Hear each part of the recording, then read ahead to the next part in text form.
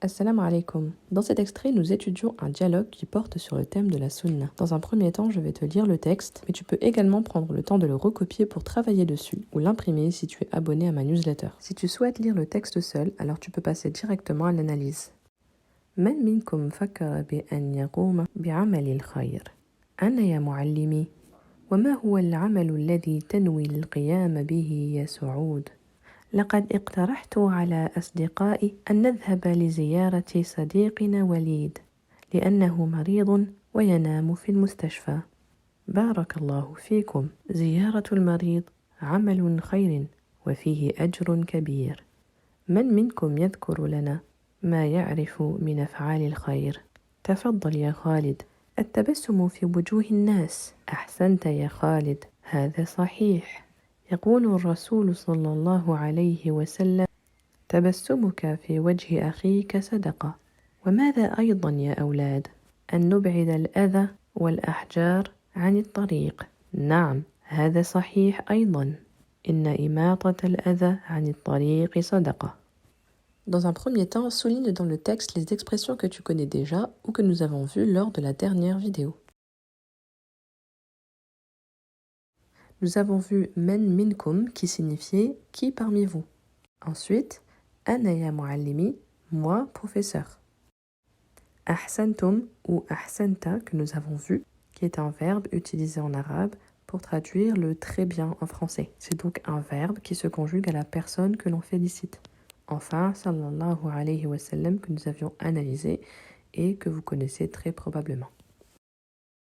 À présent, passons à l'analyse des questions de l'enseignant, qui donne un cadre au reste du dialogue. من منكم فكر بأن يقوم بعمل خير. La première partie du segment est men minkum que nous avons déjà vu et qui signifie qui parmi vous. Fakkara est le verbe fakara qui signifie penser, méditer.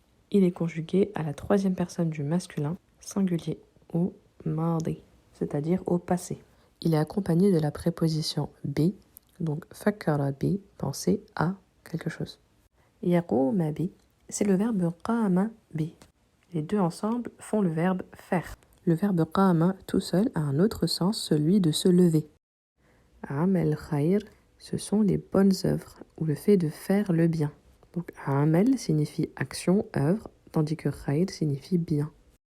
Donc le sens de la question c'est qui parmi vous a pensé à faire une bonne action?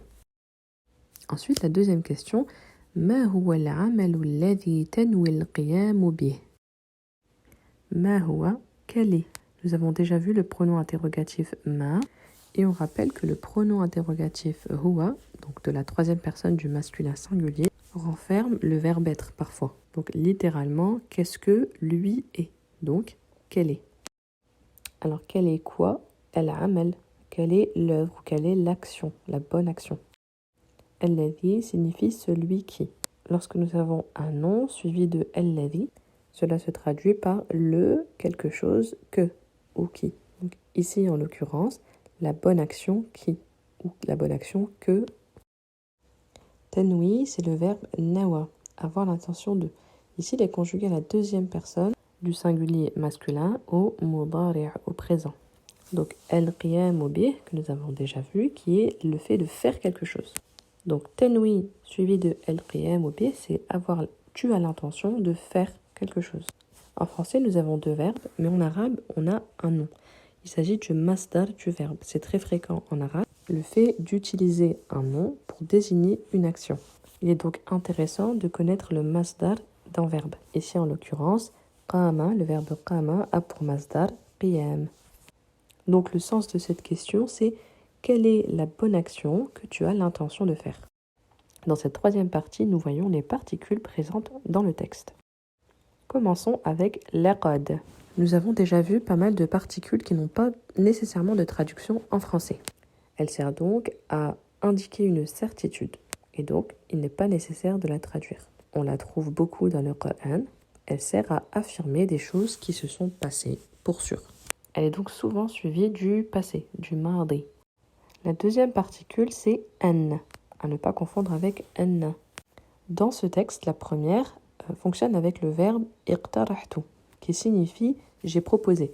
Elle se traduit donc par de, j'ai proposé de faire quelque chose, mais elle peut avoir différentes traductions en français selon le verbe qu'elle accompagne. Le verbe qui suit cette particule est au subjonctif. On reconnaît le subjonctif notamment par sa terminaison en « a » avec une fatha. Dans la deuxième partie du texte, un élève commence sa phrase par la particule « an » lorsqu'il dit « an nub'ida ». Dans ce cas, on peut traduire la particule par « le fait de ». « An nub'ida », le fait d'éloigner. On peut donc employer cette particule pour traduire une phrase qui commence par un verbe. Si on dit par exemple « citez-moi les différents comportements du musulman », qu'est-ce qu'un musulman doit faire? En énumérant, on pourra commencer par « an ». Donc le fait de faire ça, le fait de faire ça, le fait de manger avec la main droite, etc. Donc tous ces débuts de phrase seront la préposition « an » suivie du subjonctif, du verbe au subjonctif. La troisième particule, c'est « li ». Nous avons déjà vu que « li » indiquait l'appartenance. Mais ici, il s'agit d'un autre sens de la préposition « li ». Elle fonctionne avec le verbe « dhahaba » qui signifie « aller » et précède le nom « ziyara », la visite. En français, comme je vous expliquais tout à l'heure, nous avons deux verbes à la suite, « aller »,« visiter ». Mais ici, on utilise la formule « dhahaba li » suivie du masdar du verbe. Donc, nous traduirons « dhahaba li » par aller faire quelque chose. En arabe, dans ce contexte, li sera suivi du masdar du verbe. Quatrième particule, li anna, qui signifie car. Lorsqu'elle est suivie d'un pronom personnel, car il, car tu, car elle, ce pronom est collé à la particule.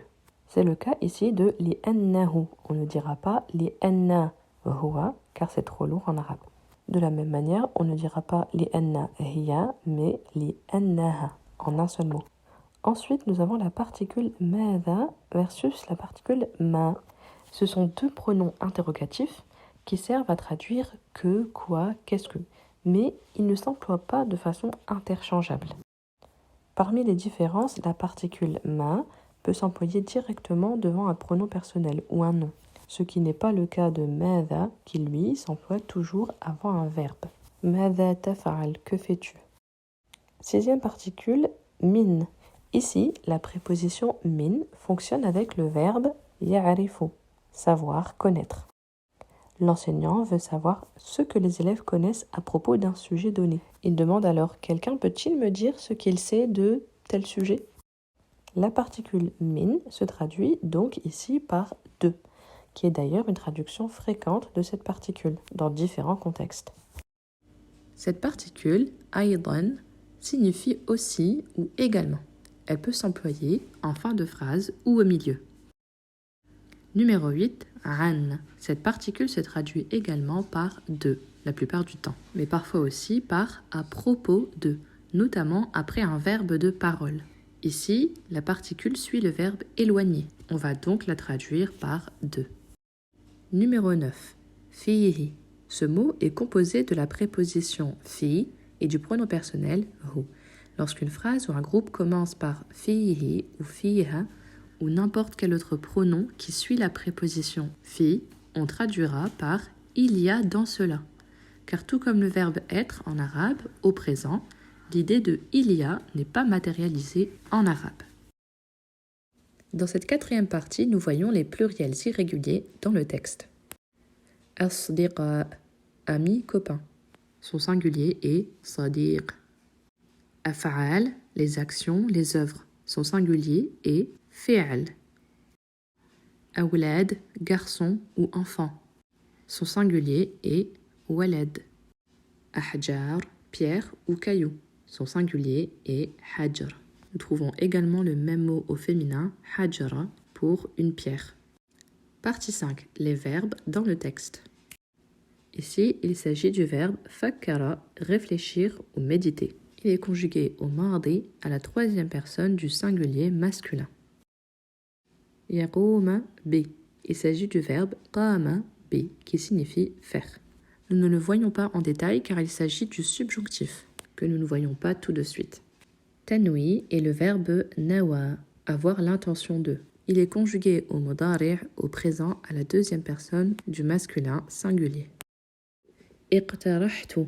Il s'agit du verbe iqtaraha qui signifie proposer, suggérer. Il est conjugué au mardi au passé à la première personne du singulier. J'ai proposé. Voilà pour cet extrait. Si tu souhaites accéder à l'intégralité du cours, abonne-toi à ma newsletter en cliquant sur le lien dans la description.